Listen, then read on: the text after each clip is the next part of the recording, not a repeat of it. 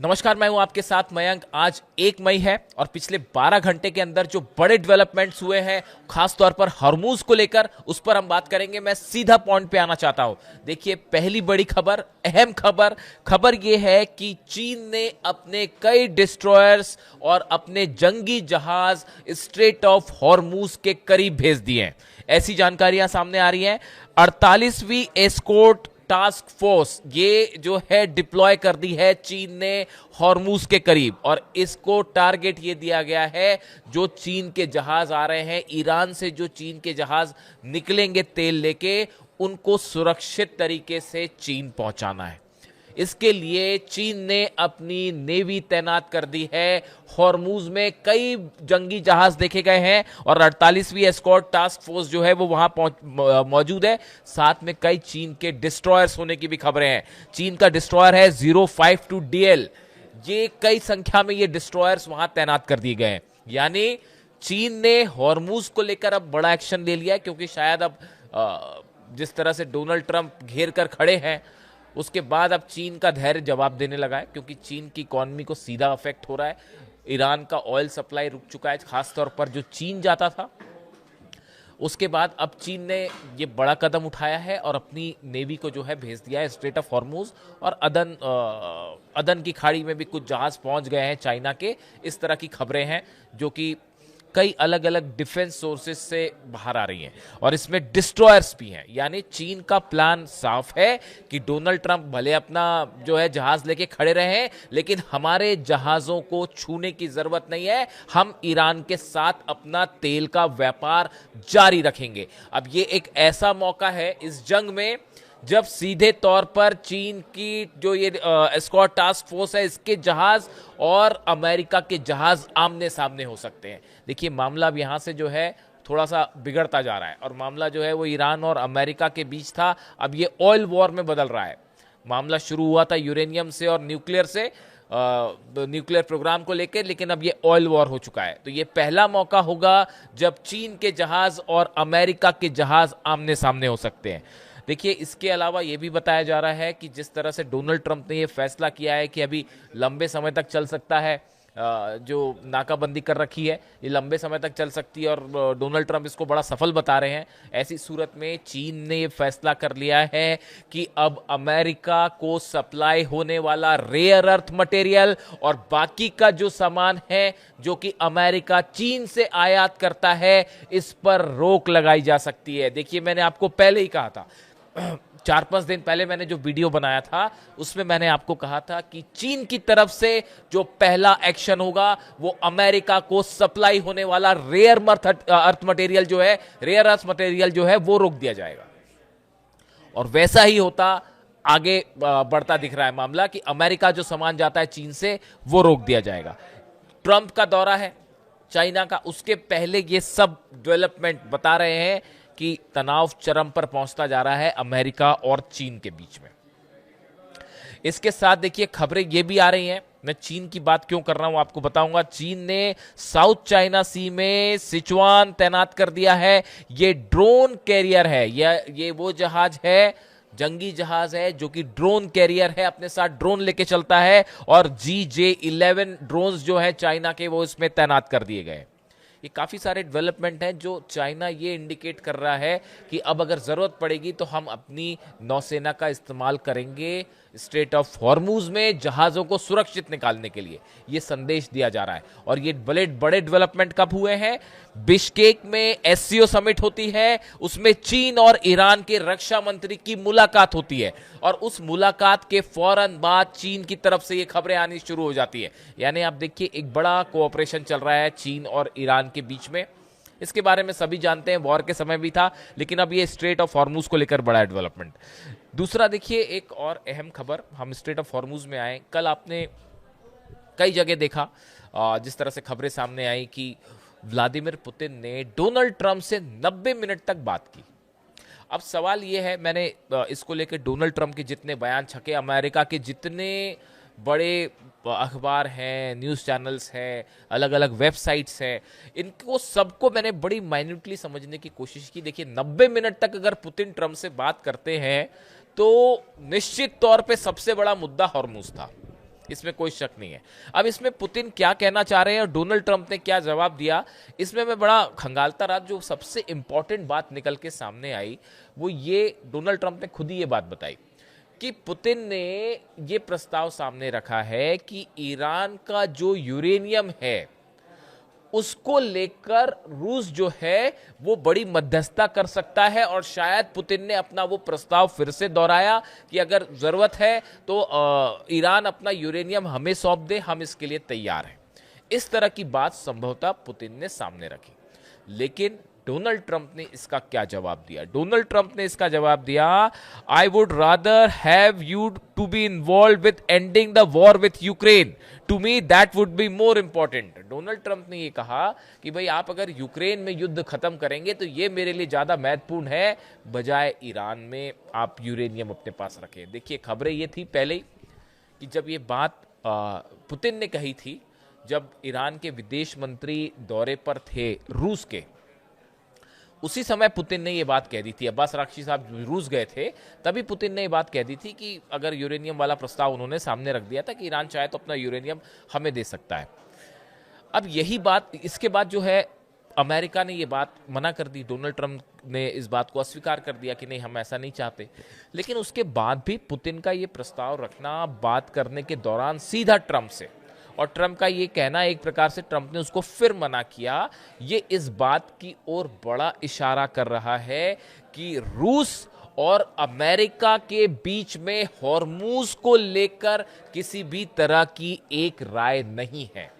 यानी हॉर्मूज पे भी जिस तरह से चीन और अमेरिका आमने सामने हैं, बिल्कुल इसी तरह से हॉर्मूज को लेकर भी पुतिन और ट्रंप, इन दोनों की अलग अलग राय है। नतीजा यह है कि हॉर्मूज अभी भी फंसा हुआ है। देखिए, आप दौर देखिए कि अब्बास अराक्ची पाकिस्तान आते हैं, अपना प्रस्ताव देते हैं, ओमान जाते हैं, फिर वापस पाकिस्तान आ जाते हैं, जब तक मुनीर जो है वो डोनाल्ड ट्रंप से बात करके अपना फीडबैक ले लेते हैं।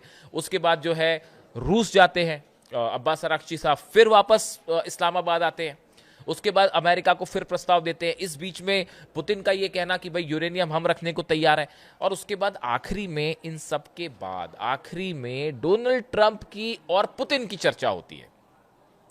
ऐसा लगता है कि ये एक पूरा, आप इनको अगर तस्वीर को जोड़ के देखें तो बड़ी साफ बात है कि ईरान ने अपनी शर्तें अमेरिका के सामने रखी हैं, और उसको लेकर ही अब कैसे हॉर्मूज खोला जाए, इसको लेकर ट्रंप और पुतिन के बीच भी बात हुई है, यानी पुतिन का इंटरफेरेंस भी है इसमें। लेकिन जो खबरें हैं, जो ये डिस्कशंस बता रहे हैं ट्रंप और पुतिन के, जो बातें सामने आई, उससे लगता है कि हॉर्मूज को लेकर ट्रंप और पुतिन एक राय नहीं है, और जब तक ट्रंप और पुतिन एक राय नहीं होंगे तब तक हॉर्मूज खुलना मुश्किल है। इस बात को भी समझिए। नतीजा क्या है उसका? नतीजा यह है कि ईरान की सेना, मैं बार बार कह रहा हूं, और ये हालात पिछले 12 घंटों में और आगे बढ़ गए हैं, ईरान की सेना ने बड़ी तैयारी शुरू कर दी है हॉर्मूज में। एक तो हॉर्मूज में ये जो छोटी बोट्स हैं, इनकी एक परेड निकाली गई स्ट्रेट ऑफ हॉर्मूज में। यानी आप सोचिए, अलग अलग दावे हो रहे हैं अमेरिका के, लेकिन ये छोटी बोट्स लेके हथियारों के साथ ईरान की नौसेना हॉर्मूज में उतर पड़ी और बड़े इलाके में एक परेड निकाली गई। इतना ही नहीं, इंटरनेशनल कई जर्नलिस्ट हैं, उनको हॉर्मूज में बोट्स में, शिप में बैठा के पूरे हॉर्मूज को दिखाया गया कि ये देखिए किस तरह से ईरान का कंट्रोल है यहां पे। यानी ईरान पूरी तरह से तैयार है, और जो मुस्तफा खामनेई साहब का जो बयान आया है, उन्होंने साफ कर दिया है कि यूरेनियम को लेकर, न्यूक्लियर प्रोग्राम को लेकर किसी तरह का कोई समझौता नहीं होगा। मैंने अपने पिछले वीडियो में ये बात कही थी बार बार, और देखिए वही बात जो है अब नए सुप्रीम लीडर जो है ईरान के, वो भी यही कह रहे हैं कि हम किसी भी सूरत पे कोई बात नहीं करेंगे, खासकर यूरेनियम को लेकर और न्यूक्लियर प्रोग्राम को लेकर। इसके बीच में देखिए आप, जो 2-3 और बड़ी अहम खबरें हैं। बड़ी बैठक होती है डोनाल्ड ट्रंप के साथ, उसमें डैन केन जो जॉइंट चीफ ऑफ स्टाफ है, ब्रैड कूपर सेंटकॉम के चीफ हैं, ये मौजूद थे। बताया जाता है इस बैठक में डोनाल्ड ट्रंप को सेना के इन अधिकारियों ने एक बड़ा वॉर प्लान तैयार करके दिया है कि कैसे ईरान पर एक बार फिर हमला किया जाए। और अब जो बताया जाता है कि एक बार फिर अमेरिका की तरफ से हमला होगा, और हमला करने के बाद ईरान पे फिर दबाव बनाया जाए कि अब आप प्रस्ताव पर सिग्नेचर करिए और डील करिए। यानी हालात फिर वही जो पहले 12 दिन में जो ना कर पाए, 12 दिन की जो जंग हुई थी पिछले साल उसमें ना कर पाए, उसके बाद 40 दिन की जंग में नहीं कर पाए, अब फिर कुछ करने की कोशिश है कि भाई ब्लॉक तो हॉर्मुज ईरान मानने को तैयार नहीं है, अपना यूरेनियम देने को तैयार नहीं है और वो किसी तरह से नहीं झुकेगा, ये बात साफ है। तो अब ईरान को कैसे झुकाया जाए इसको लेकर एक फिर प्लान तैयार कर दिया गया है अमेरिका की सेना की तरफ से, जो डोनाल्ड ट्रंप को बताया गया, और उसमें जो प्लान है कि एक बार फिर स्ट्राइक की जाए, एयर स्ट्राइक हो, मिसाइल से स्ट्राइक हो, और उसके बाद फिर ईरान से बात की जाए। लेकिन अभी तक ये बात पता नहीं क्यों समझ नहीं आ रही अमेरिका को अब तक कि आप उससे क्या हासिल करेंगे। अगर आप ईरान पे हमले करेंगे भी तो उससे आप क्या हासिल करेंगे। आप अगर ईरान के एनर्जी सेंटर्स पे हमले करेंगे तो उस समय ईरान क्या कर रहा होगा ये भी सोचना चाहिए आपको। उस समय बाबल मंदेब का क्या होगा ये भी सोचना चाहिए आपको। सऊदी अरब के तेल के कुओं का क्या होगा ये भी सोचना चाहिए। यूए की जितनी ऑयल रिफाइनरीज हैं उसका क्या होगा। जॉर्डन में जो हालात है उसमें क्या होगा। बहरीन की कंपनीज का क्या होगा। आईटी फर्म्स का क्या होगा। तेल की जितनी पाइपलाइंस है सऊदी अरब में उसका क्या होगा ये भी सोचना चाहिए कि फतह 2 क्या कर रही होगी, खुर्रम शहर क्या करेगी और सेजिल क्या करेगी ये भी सोच लीजिए। और अबू मेहदी जो एंटी शिप मिसाइल्स हैं वो अगर एक साथ 200-300 मिसाइल्स फायर हो गई तो कितने जहाजों पर क्या हमले हो सकते हैं ये भी बड़े देखने की बात है। यही कैलकुलेशन करके अब तक हमला नहीं कर पाए, अब तक हमला नहीं किया। लेकिन अब बताया जा रहा है कि भाई एक और प्लान तैयार है और डोनाल्ड ट्रंप कह रहे हैं कि अच्छा, डोनाल्ड ट्रंप के बयान भी बड़े हैरान करने वाले थे, कल आपने देखे ही होंगे। हालांकि उस पर ज़्यादा गंभीरता से लेने की ज़रूरत नहीं है, कोई भी नहीं लेता तो बात करने का भी ज़्यादा फायदा नहीं है। बट आप देखिए फिर भी तूफान आ रहा है कह रहे हैं, खुद ही कह रहे हैं कि तूफान आने वाला है। फिर ये कह रहे हैं कि I am no more a mister nice guy, अब मैं अच्छा इंसान नहीं रहा हूँ। फिर उसके बाद जो है वो उन्होंने एक वो अपने हाथ में गन लेकर जो तस्वीर एआई से बनी तस्वीर दिखाई टर्मिनेटर अंदाज में, काला चश्मा, काला कोट, काली टाई लगा के वो हाथ में गन लेके खड़े हुए हैं। तो मैं देख रहा था कि मतलब क्या ही बोला जाए, कॉमिक कैरेक्टर्स जो होते हैं ना उस टाइप का हालात है वो, और क्या ही कहा जा सकता है। खैर ठीक है, मतलब एक तस्वीर मुझे वो भी याद आती है जब शायद अक्टूबर 2024 की बात थी, जब तेहरान की मॉस्क में अली खामेनी साहब हाथ में गन लेकर सामने आए थे। उसको कहते हैं अंदाज, और जो मैसेज उन्होंने दिया था आप सोच लीजिए कहाँ अली खामेनी साहब थे और कहाँ डोनाल्ड ट्रंप की ये एआई वीडियोस हैं। मतलब बड़ी हैरानी होती है मुझे तो कभी कभी कि कैसे कोई राष्ट्रपति जो है वो इस तरह से तस्वीरें अपनी। खैर इसके अलावा देखिए जो अब कुल मिला के अब सारांश ये है, हकीकत ये है कि हॉर्मूज को लेकर एक बड़ा ऑयल वॉर शुरू हो चुका है, और ये ऑयल वॉर अब सीधा अमेरिका और चीन के बीच में है। रूस और अमेरिका के बीच में बड़ा डेडलॉक हो गया है। लेकिन इस एक बात मैं आपसे और कहना चाहूँगा यहाँ पे कि देखिए जहाँ तक रूस का सवाल है, डोनेट्स्क की बात करें आप, लुहांस्क की बात करें, खेरसॉन की बात करें, या फिर इसके अलावा जेपोरिजिया की बात करें, ये यूक्रेन के वो इलाके हैं जिस पे इस समय रूस की सेना है, और रूस ये दावा कर रहा है कि ये अब इलाके हमारे होने चाहिए।